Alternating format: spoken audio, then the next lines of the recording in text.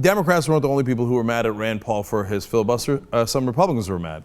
And you know we're on the right side when the Republican and the Democratic establishment are opposed to us. So the Wall Street Journal, of course, their editorial side is tremendously conservative, or they claim to be conservative. Really, they're corporatists. They love all the multinational corporations and protect them, and the establishment. So in this case, they're like, executing U.S. citizens. Of course, it's pro-establishment. We love it. How dare you, Rand Paul? Here is the Wall Street Journal. Quote, give Rand Paul credit for theatrical timing as a snowstorm descended on Washington. The filibuster filled the attention void on Twitter and cable TV. If only his reasoning matched the showmanship. Okay, yeah, very nice, Wall Street Journal. All right, so what is the essence of your argument? I'm curious. Well, here's what they say. Calm down, Senator. How awesomely demeaning is that? Mr. Holder is right, even if he doesn't explain the law very well. The U.S. government cannot randomly target American citizens on U.S. soil or anywhere else. What it can do under the laws of war is target an enemy combatant anywhere at any time, including on U.S. soil. This includes a U.S. citizen who is also an enemy combatant. I love that, because that's the Wall Street Journal being smug and saying, ho, ho, ho, please. You're so silly, Rand Paul. You're not very serious on this issue. And then when you break down their argument, they're like, well, we're not killing U.S. citizens. We're killing enemy combatants who are U.S. citizens. But wait a minute, you schmucks. That's the whole point. Who gets to decide that they're an enemy combatant? Okay, so if I'm the president and I decide you're an enemy combatant, can I execute you? Oh, no, I mean, they probably wouldn't. Probably. We don't do that in this country, or we didn't used to do that in this country. They give the executive branch the authority to just declare people guilty. You know, that's what they used to do. That's why we got the Magna Carta. The kings would say, I declare him to be an outlaw. They did it to Robin Hood. And then he would be executed without a trial, without anything. You could take any citizen, and the king says, I declare you to be an outlaw, and you're done. And the Wall Street Journal and these Republican knuckleheads want to go back to that time. And by the way, so do the Democratic knuckleheads. So when Rand Paul says that undermines all of Western civilization, he's absolutely right. And the Wall Street Journal snickers, shall we execute him?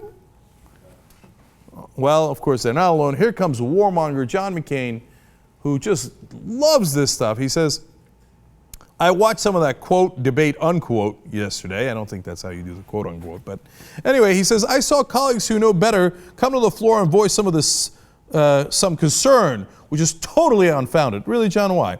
I must say that the use of Jane Fonda's name does evoke certain memories with me, and I must say that she is not my favorite American, because Rand Paul had mentioned, could we kill her during the Vietnam War?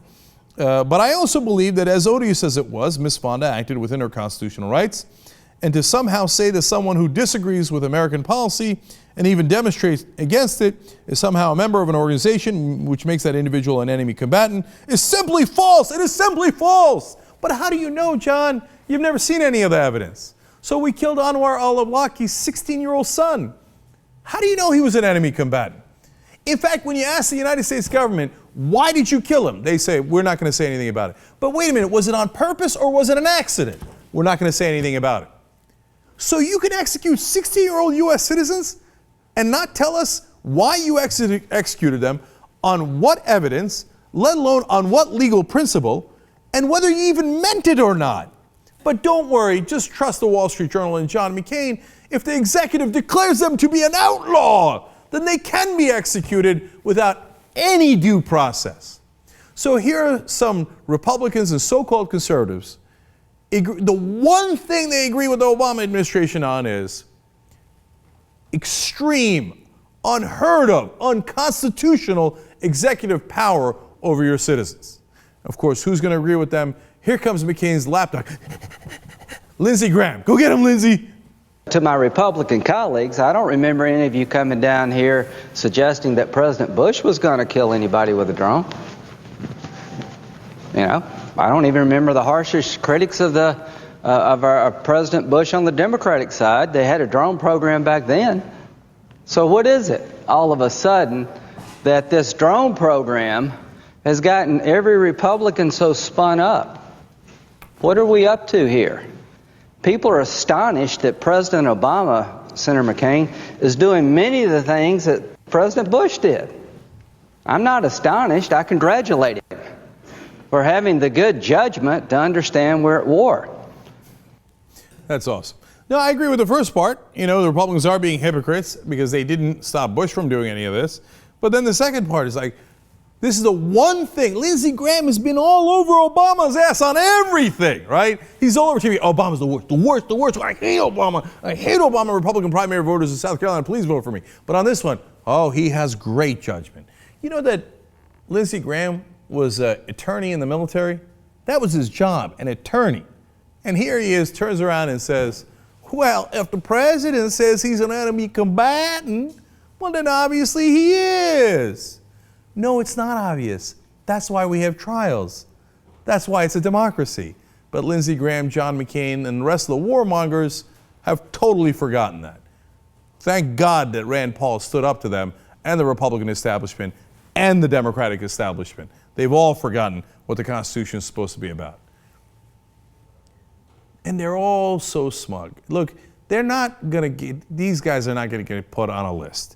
You and I might get put on a list at some point. Somebody without power might get put on a list. They ain't going to go on a list, right?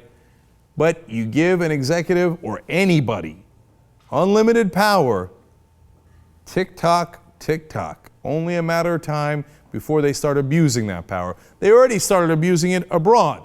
There was a Wall Street Journal article, ironically, given their editorial stance here, where they explained, yeah, the CIA had gotten a little carried away with the drone program, and they realized after a while that they were just using so many signature strikes, they had no idea who they were killing, and it was creating so much blowback from the local populations that they decided they're going to rein it down just a little bit. And, you know, would they continue to kill people that they don't know? Yeah, but not quite as much as before. But executive power would never corrupt, right?